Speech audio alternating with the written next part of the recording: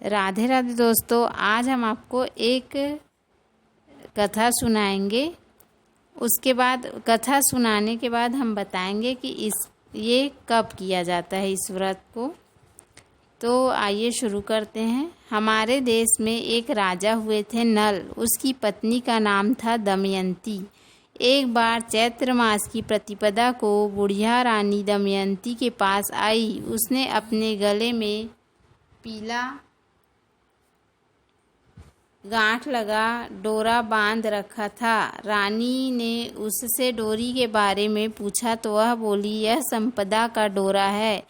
इसके पहनने से घर में सुख संपत्ति की वृद्धि होती है।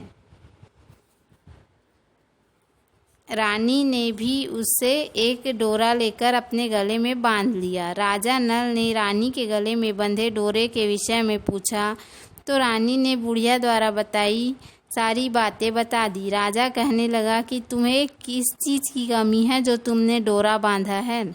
इतना कहकर रानी के मना करने पर भी राजा ने उस डोरे को तोड़कर फेंक दिया।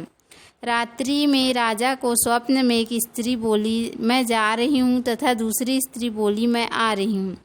इस प्रकार 10-12 दिन तक रोज यही स्वप्न आता। वह उदास रहने लगा। रानी के पूछने पर राजा ने रानी को स्वप्न की बात बता दी। रानी ने राजा से दोनों स्त्रियों का नाम पूछने को कहा। राजा द्वारा उनसे पूछने पर पहली स्त्री बोली, मैं लक्ष्मी हूँ, और दूसरी ने अपना नाम बताया, दरिद्रता।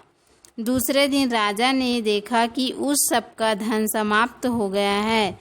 वे इतने निर्धन हो गए कि उनके पास खाने तक को न रहा।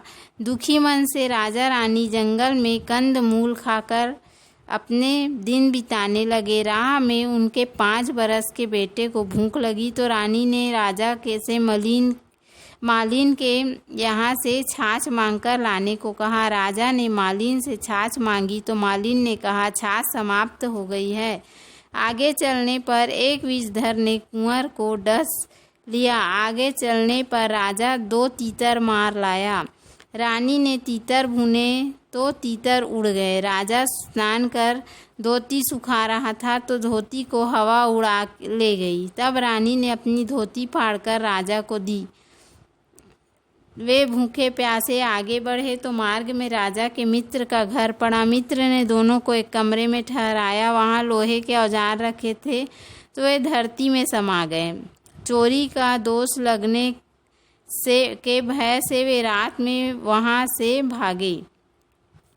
आगे चलकर राजा की बहन का घर पड़ा। राजा की बहन ने उन्हें एक पुराने महल में ठहराया। सोने की थाल में उन्हें खाना भेजा तो थाल मिट्टी में बदल गया। राजा बड़ा लज्जित हुआ। थाल को वहीं जमीन में गाड़ कर भाग निकले।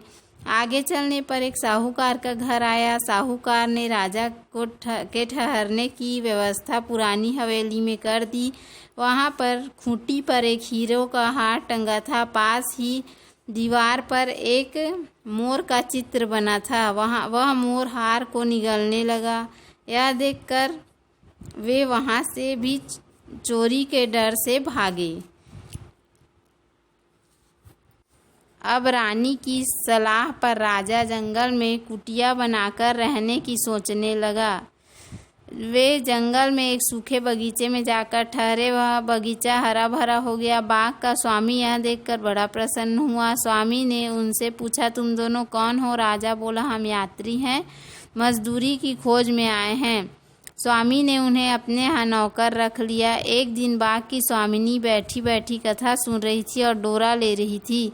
रानी के पूछने पर उसने बताया कि संपदा का डोरा है। रानी ने भी कथा सुनकर डोरा ले लिया। राजा ने रानी से पूछा, यह कैसा डोरा बांधा है? रानी बोली, यह वही डोरा है जिसे आपने एक बार तोड़कर फेंक दिया था और हमें इतनी विपत्तियां झेलनी पड़ रही हैं।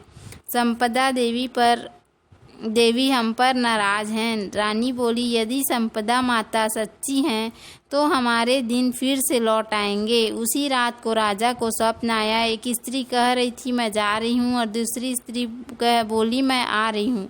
राजा के पूछने पर पहली स्त्री ने अपना नाम दरिद्रता बताया और दूसरी ने अपना नाम लक्ष्मी बताया।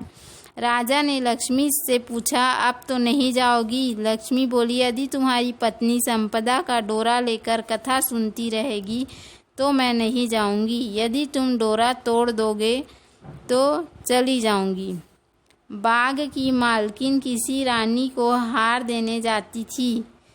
उस हार को दमयंती बनाती थी। रानी को वह हार बहुत पसंद आया। रानी के पूछने पर मालकिन ने बताया कि हमारे यहाँ एक दंपत्ति नौकरी करते हैं, उसने ही बनाया है। रानी ने बाग के मालकिन से दोनों के नाम पूछने को कहा। घर आकर उसने दोनों के नाम पूछे तो उसे पता चला कि वे नल दमयंती हैं।